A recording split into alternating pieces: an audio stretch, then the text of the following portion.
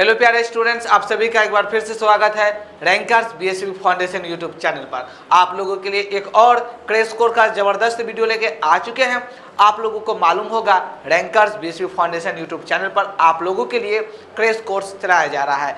यह crash course जो student 2025 में बिहार बोर्ड से मैट्रिक का एग्जाम देने वाले हैं के लिए जो है ये बहुत ही महत्वपूर्ण कोर्स है। इसमें आपको सभी विषय के चैप्टर वाइज इंपॉर्टेंट सब्जेक्टिव बताए जा रहे हैं जो कि बोर्ड एग्जाम 2025 में आने की पूरी संभावना है। आज हम लोग बायोलॉजी का चैप्टर परिवहन का कुछ इंपॉर्टेंट सब्जेक्टिव लेके आए हैं जो कि आपके बोर्ड एग्जाम में पूछे जा सकते हैं। तो चलिए इस वीडियो की शुरुआत करते हैं, लेकिन उससे पहले एक रिक्वेस्ट, यदि आपने अभी तक चैनल को सब्सक्राइब नहीं किया तो चैनल को सब्सक्राइब करके बेल आइकन को दबा दें, क्योंकि इस चैनल पर 2025 के वो होने वाले बोर्ड एग्जाम से जुड़ी बहुत ही इंपॉर्टेंट वीडियो आगे लगातार आने वाली है जो कि आपके पढ़ाई को जो है चार चांद लगाने वाली है। क्रैश कोर्स का ये क्वेश्चन को शुरू करने से पहले आप सभी के लिए एक और उपहार, यदि आप चाहते हैं कि क्रैश कोर्स का पूरा पीडीएफ चैप्टर वाइज सभी सब्जेक्ट का मिल जाए जिसमें आपको ऑब्जेक्टिव सब्जेक्टिव विद सॉल्यूशन रहे, आप लोग इस नंबर पे कांटेक्ट कर सकते हैं 7488296191। जैसे कि आप लोगों को पता होगा यह नंबर जो है स्टूडेंट के लिए हेल्पलाइन नंबर की तरह काम करता है, जहां पे स्टूडेंट की हर संभव सहायता की जाती है। आपको बता दें यह नंबर इसी वीडियो के डिस्क्रिप्शन बॉक्स में भी दिया गया है। एक और बात आपके लिए है, आप लोग जो है अपना प्यारा एप्लीकेशन रैंकर्स बीएसवी को जो है प्ले स्टोर से इंस्टॉल कर सकते हैं। इसका भी लिंक इसी वीडियो के डिस्क्रिप्शन में दिया गया है। यहाँ पे आप टेस्ट दे पाएंगे ऑब्जेक्टिव क्वेश्चन का, जहाँ पे हजारों बच्चे टेस्ट देते हैं। टेस्ट देने के बाद आपका कौन सा नंबर आ रहा है, कौन सा स्थान आ रहा है पूरे बिहार में, वह भी यहाँ से चेक कर पाएंगे।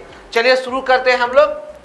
तो आप लोग वीडियो के डिस्क्रिप्शन में जाकर के कांटेक्ट कर सकते हैं या एप्लीकेशन डायरेक्ट इंस्टॉल कर सकते हैं। तो पहला क्वेश्चन जो है आपके लिए आ रहा है, जाइलम और फ्लोएम में अंतर बताएं। जो स्टूडेंट क्वेश्चन बैंक को पढ़ रहे होंगे उनको पता होगा यह क्वेश्चन जो है कितना ज़्यादा इंपॉर्टेंट है, क्योंकि यह क्वेश्चन आपके बोर्ड एग्जाम में लगातार पूछे जा रहे हैं। तो कमेंट बॉक्स में आप लोग कमेंट अवश्य कीजिएगा जो स्टूडेंट क्वेश्चन बैंक को रीड किए हुए और उनको यह क्वेश्चन जो है मिले होंगे, क्योंकि यह क्वेश्चन इतना इंपॉर्टेंट है, हर दूसरे साल जो है तीसरे साल पूछा जाता है और 2025 में भी पूछे जाने की संभावना है। तो इसको हम लोग इस प्रकार से लिख सकते हैं, जाइलम और फ्लोएम में अंतर।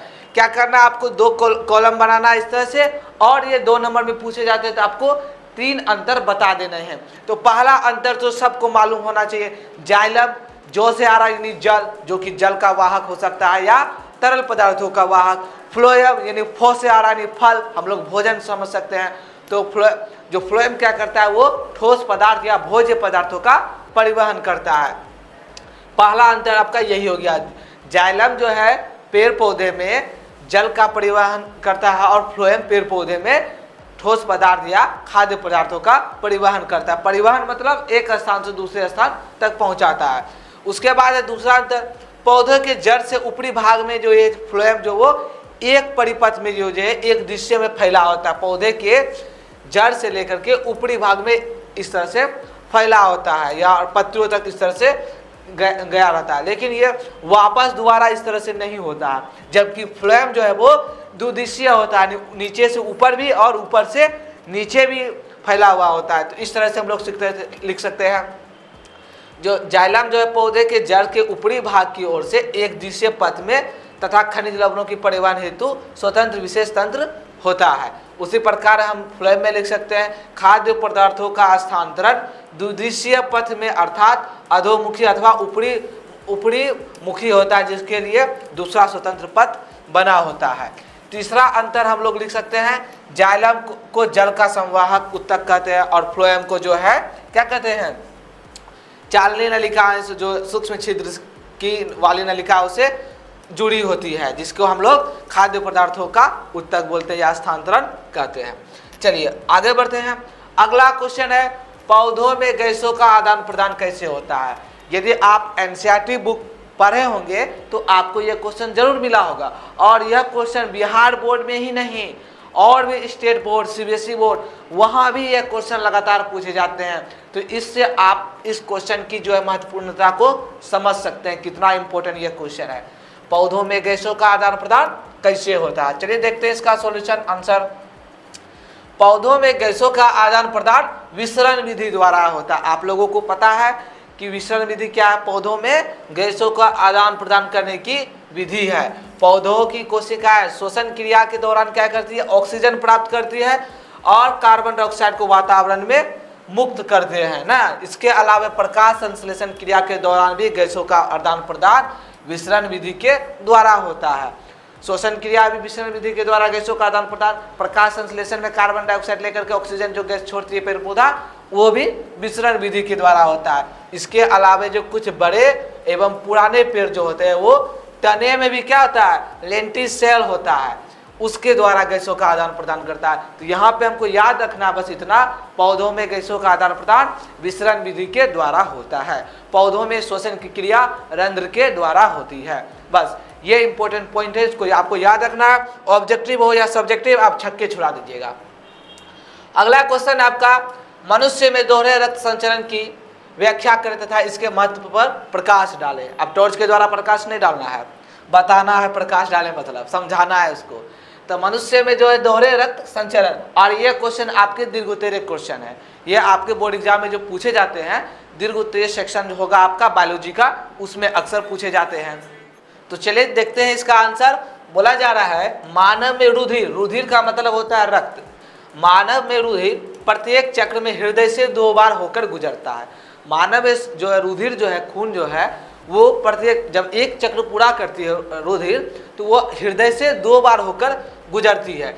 इसीलिए इसको कहते हैं मनुष्य में दोहरे रक्त का संचरण। संचरण मतलब विसरण करना, विचरण करना, एक स्थान से दूसरे स्थान जाना। तो हृदय में 2 बार होकर गुजरता है, अर्थात रुधिर को शरीर में एक बार पहुंचने के लिए हृदय से होकर 2 बार गुजरना आता है, इसलिए इसे द्विवाहन कहते हैं। इसके अंतर्गत ये दो प्रकार आते हैं, सिस्टेमिक परिवहन तथा प्लमोनरी परिवहन। चलिए देखते हैं सिस्टेमिक परिवहन किसको कहते हैं।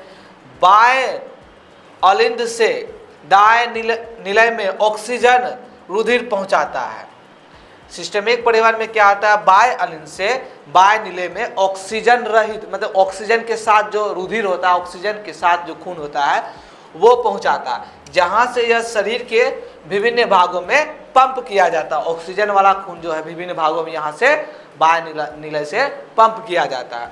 उसके बाद विऑक्सीजनित यानी ऑक्सीजन रहित, जिसमें ऑक्सीजन नहीं है, रुधिर शरीर के विभिन्न हिस्सों से सिरे के द्वारा इकट्ठा करके महासिरे में डाल दिया जाता है, जहां अंत में यह रुधिर दाएं अलिंद से निलय में पुनः ऑक्सीजन के साथ पहुंच जाते हैं, यानी ऑक्सीजन के लिए पहुंच जाते हैं।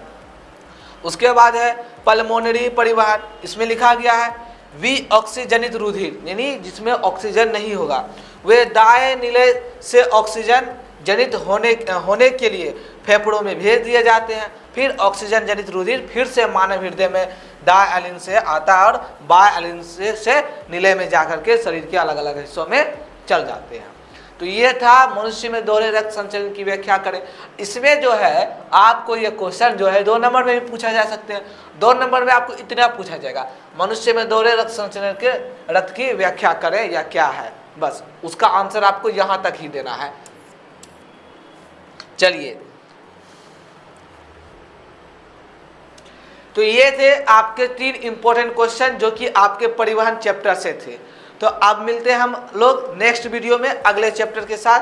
तब तक स्वस्थ रहिए, मस्त रहिए और अपने पढ़ाई में आरूर रहिए और अच्छे मार्क्स के लिए जो है अपनी तैयारी को ज़बरदस्त तरीके से करते रहिए।